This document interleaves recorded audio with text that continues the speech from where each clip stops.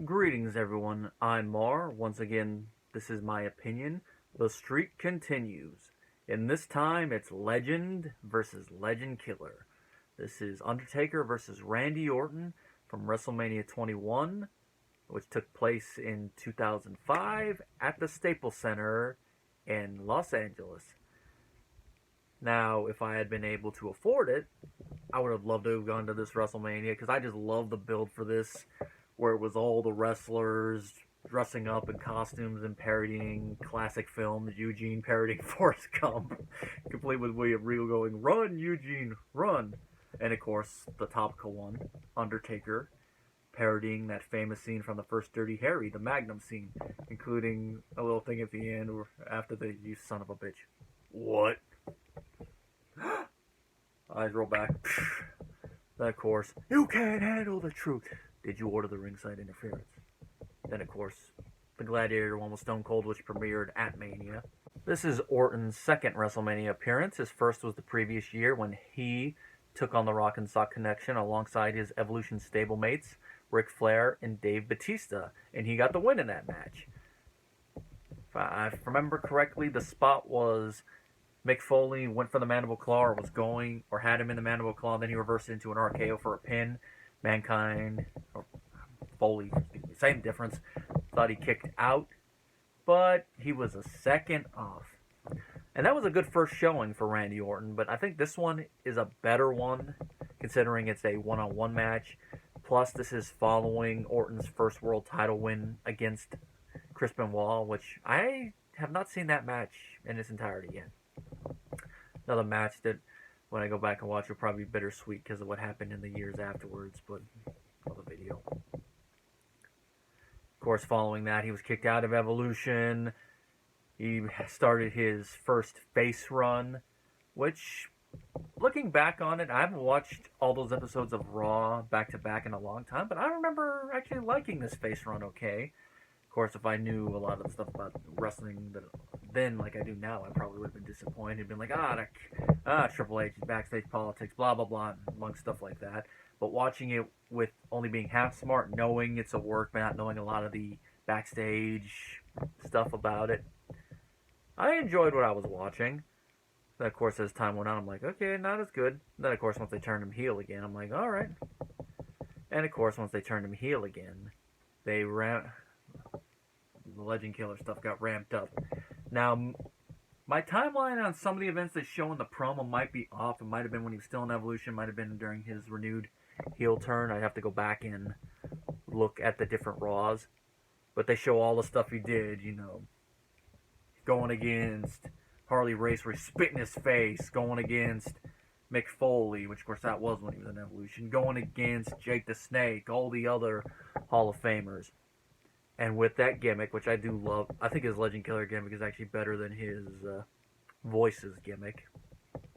At least he showed a little bit more direct charisma as that one, whereas his other one, he was, well, at least when he was supposed to be mentally unstable, I guess how he does his promos now fit a little bit more. Given his Legend Killer gimmick, there's only one person that he could have wrestled at WrestleMania without it being a retread, and that is Undertaker. And the way that the promo builds it up, you really see why he went after him. And of course, Taker's like, a lot of dragons have tried to come after me at Mania. And the video package shows a lot of the people he's wrestled: Flair, Kevin Nash, his brother Kane, amongst others. And the way that it's edited to show him putting them down. And of course, Randy's father, Bob Orton, he comes into the play, and he's all begging Taker, like, please don't kill my son at Mania. Taker just looking at him like, really, old man, get up. And of course, it was all a ruse for Orton to hit an RKO on Undertaker.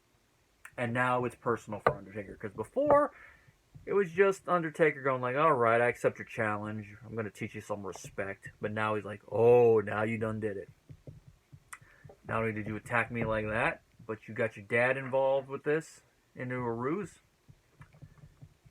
To use a Christopher Titus line, you've just initiated your own beating, come on down. This was only the first match in their feud, as it would continue on even after WrestleMania once Orton jumped from Raw to SmackDown in the draft. That I remember that moment very well on SmackDown. I forget exactly what Taker was doing. I think it was after his match. Orton comes in through the audience, turns Taker around, RKO's him, and it's announced he's the latest draftee to SmackDown. When I saw that, I'm like, oh, now things are going to get interesting. Continued in to the summer and then into the winter, culminating at Armageddon in a Hell in a Cell match. Which, if I remember correctly, that's the match where Bob Orton got busted open. And then when Taker found out that Orton is Hep C positive, he was pissed because he was not told. I'd be pissed too if someone I was working with was Hep C positive and they didn't tell me, especially if it's one of those things like, you didn't tell me. What if I'd used the same blade after I bladed you? Might have been worth a real life ass kicking, but I doubt that would have been able to fly back then in the more corporate environment, especially during that time. Around this time, probably not. Then we get to the match. The entrance, I love Taker's entrance for this, where it's a conveyor belt. He just comes on down to the ring, all the fog around him. If there's any nitpick about it, is that we see Taker too soon. I think he shouldn't be visible until you hear the dun dun dun dun part of his theme. But we see him when it's still doing the just dong and then those chords that build up to the funeral procession march. But that aside, I do like it, and I love how Taz and Michael Cole sell it on commentaries. Like, it's part of his mind games, which is right. A lot of the point of Taker's Mania entrances is mind games. But I think it works better if he's the second person coming out. That's the other thing that was weird about this, is he's the first one coming out. But then, I guess it kind of goes with it that, it's like age before beauty. Orton comes out, cocky.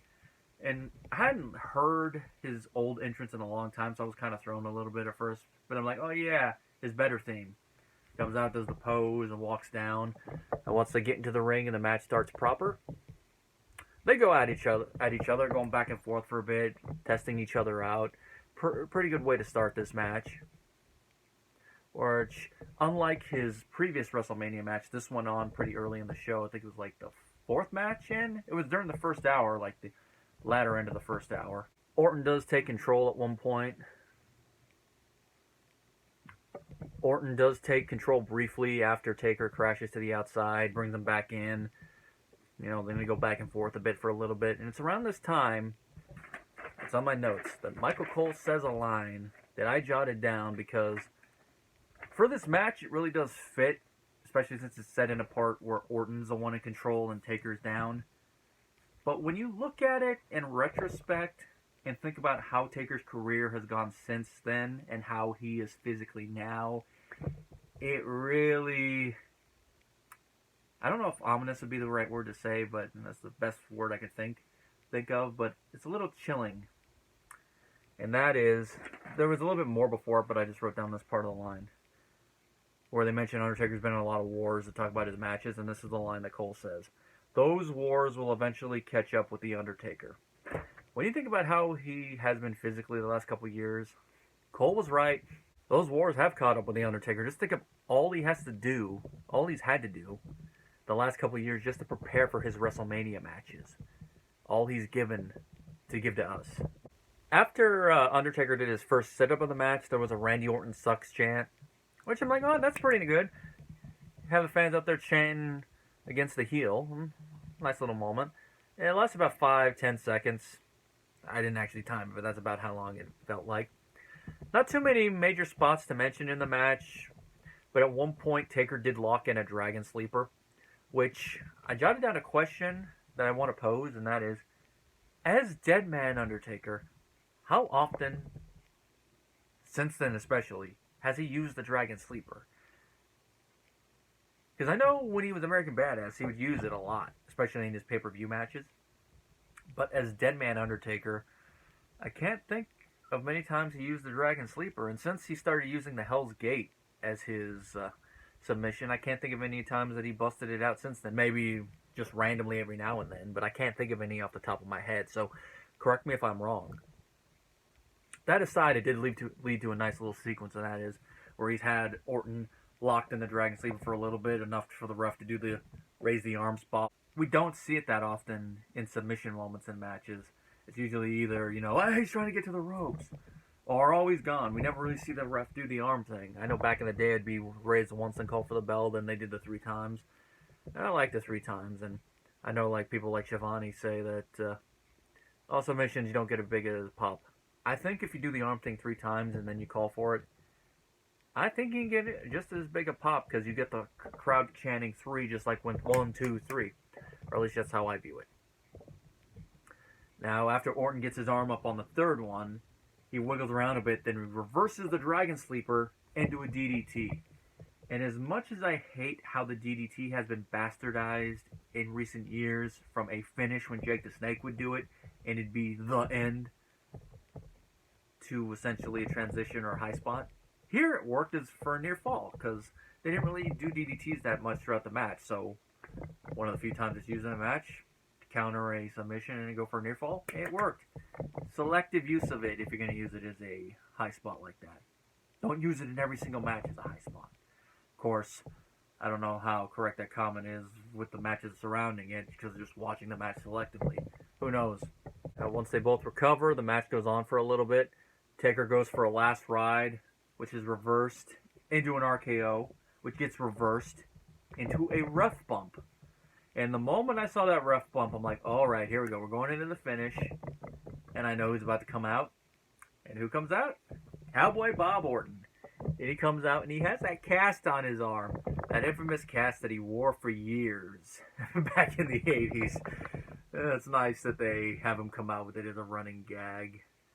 I remember, I think it might have been after this that Edge made a little comment about it when he was talking with Orton, but it might have been before this actually, where he said that if his dad wore rubber instead of a cast all those years, they wouldn't be having this conversation. It's just one of the fun little moments I remember when they brought up the cast. Anyway, he comes out and he hits Taker with the cast and runs over the ref like, wake up, get him in there. After Orton goes in for the pin, so say Randy goes in for the pin, and Taker kicks out. He eventually does get some revenge on Cowboy Bob because he kicks him off the side of the ring when Bob gets up like he's getting ready to use the cast for a second one. Then Undertaker sets Randy up for a chokeslam, and he goes up. Orton gets out of it when he's at the top, turns, and brings Taker down for the RKO. Now, it was only a couple years ago that RKO out of nowhere started to become a viral sensation and a meme. But I'm actually surprised it didn't become a meme back there. Because think about it. Around this time, he was starting to do some RKOs out of nowhere. Maybe it wasn't as prevalent as it would become in later years, where he would start hitting it a lot out of nowhere. And of course, doing memes I don't think was as prevalent back then. At least that I can remember. So that might be the reason I'm answering my own question. But it's one of those things that as I watched it, I'm like, I wonder why it didn't start off then. But he goes for the cover, and Taker kicks out. And then, of course, Orton, being the postulating legend killer heel that he is, decides, you know what? RKO didn't work. I'm going to kill this legend with his own finish. He does the whole thing where he's going to set up for the tombstone, picks Taker up, goes for it. Taker reverses it, tombstones Orton, and wins. It's a nice little finish. I mean, it definitely is in Orton's character that he's going to try to defeat The Undertaker with his own move, and then Taker, being the wily veteran that he is, reverses it, shows the kid how it's done, and wins the match. He is now 13-0 at WrestleMania. And on the whole, this is a pretty good WrestleMania match. Once I get through the rest of the streak, I don't know if it would be in the top 5 or 10, depending on what I want to do as a list at the end. Probably a 7. Top 7 probably be what I'll do at the end. It's definitely like around mid-high on the list so far. Definitely as a whole a step up from the previous year. Definitely better than 19. Say it's not as good as 18 or 17. But considering who Taker was in the ring with those years, you can kind of see why. It's definitely better than a lot of his 90s matches. But then again, a lot of those are just low-hanging fruit. I mean, Giant Gonzalez. I mean, like how Taker wouldn't let it go for years. I'm not gonna let it go myself, because that's one of those save me matches. Save me from this match. Speaking of save me from this match, Now we're going to be going into his match against Mark Henry with a casket stipulation. Now, like this match in 19, I have never watched it. So who knows, I might be pleasantly surprised. But given about how I hear people talk about that match, I doubt